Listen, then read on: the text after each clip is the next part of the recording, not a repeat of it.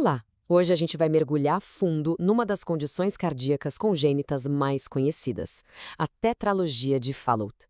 É uma jornada que começa no nascimento e dura a vida toda, mas que, como vamos ver, se desenrola de jeitos completamente diferentes, dependendo de um fator crucial: onde no mundo a pessoa nasce. Vamos começar com a pergunta que, na verdade, está no centro de tudo isso.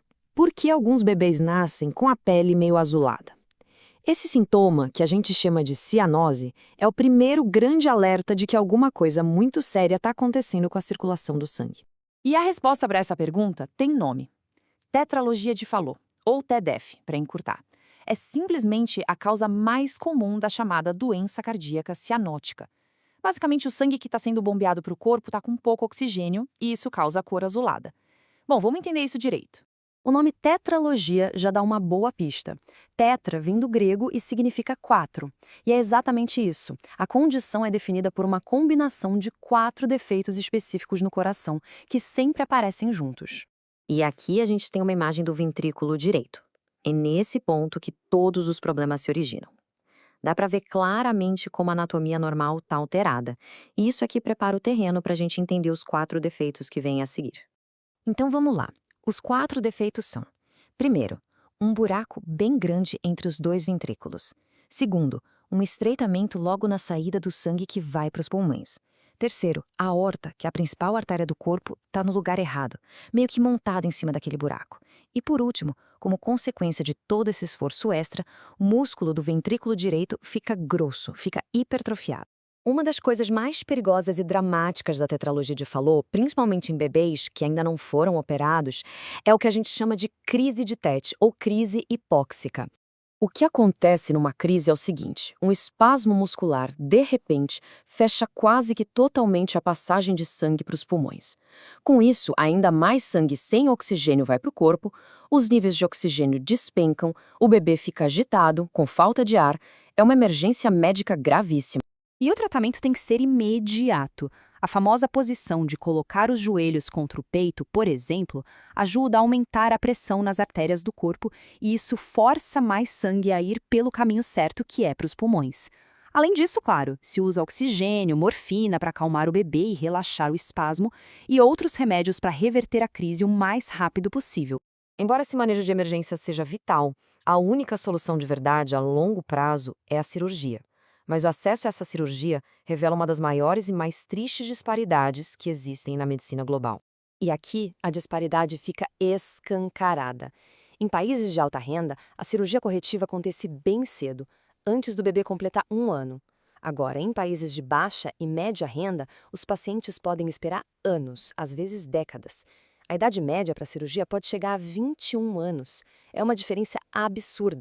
E por que essa espera? Bom, a resposta está nos recursos. Esse número aqui é chocante.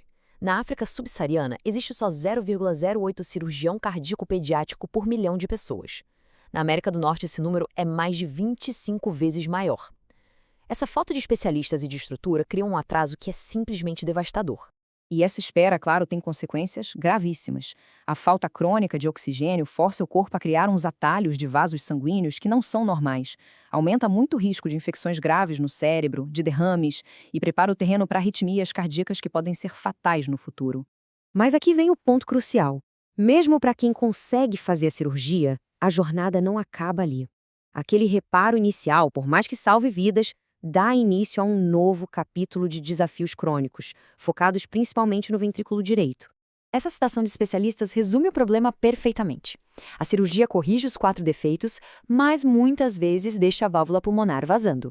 E com o passar das décadas, esse vazamento vai sobrecarregando o ventrículo direito, levando ele a uma falha lenta, mas progressiva. Olha, essas imagens de ultrassom que a gente vai ver agora mostram a evolução do mesmo coração ao longo de 6 anos. Logo no primeiro mês depois da cirurgia, a gente vê que a base para a mudança futura já está ali. Agora, avançando 3 anos, já dá para notar que o ventrículo direito começou a dilatar, a mudar de formato. É o início do que os médicos chamam de remodelamento, que nada mais é do que uma consequência da sobrecarga de trabalho que ele está enfrentando. E aos 6 anos, a mudança é ainda mais dramática. Mais dilatação, um abaulamento bem claro. Esse é o fardo visível que o coração carrega ano após ano.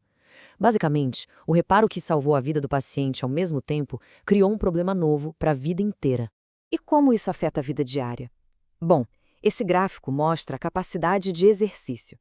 Pacientes com tetralogia de Fallot corrigida têm, em média, uma capacidade de se exercitar que é só 70% do normal para a idade e sexo. É uma medida direta do impacto que esse ventrículo direito sobrecarregado tem no bem-estar da pessoa.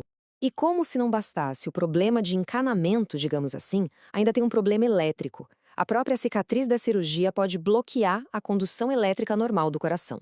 Isso cria uma contração que é toda fora de sincronia, ineficiente, que sobrecarrega ainda mais o coração e desperdiça energia a cada batida.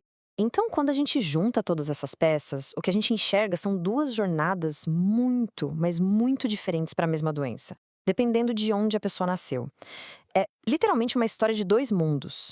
A diferença nos resultados imediatos já é gritante. A mortalidade no hospital depois da cirurgia é de mais ou menos 1,3% nos países de alta renda. Em alguns lugares de baixa renda pode chegar a impressionantes 23%. A primeira e maior barreira é, simplesmente, sobreviver à operação. E aqui, nessa tabela, as duas jornadas ficam lado a lado, de forma bem clara. Em um mundo, o desafio é gerenciar por toda a vida um coração que foi operado cedo. No outro, o desafio é sobreviver tempo suficiente para ter a chance de passar por uma cirurgia de altíssimo risco. Então, o ponto crucial é este. O diagnóstico pode ser o mesmo, a doença é a mesma, mas a realidade da jornada do paciente, o que se enfrenta, os riscos que se corre e o resultado que se pode esperar é profundamente diferente, moldada quase que inteiramente pela geografia. Isso tudo nos deixa com uma pergunta final, que talvez seja a mais importante. A ciência médica já avançou muito, mas como é que a gente faz para garantir que esses avanços cheguem a todas as crianças que precisam deles, não importa onde elas tenham nascido? Como a gente pode fechar essa lacuna global no cuidado com o coração?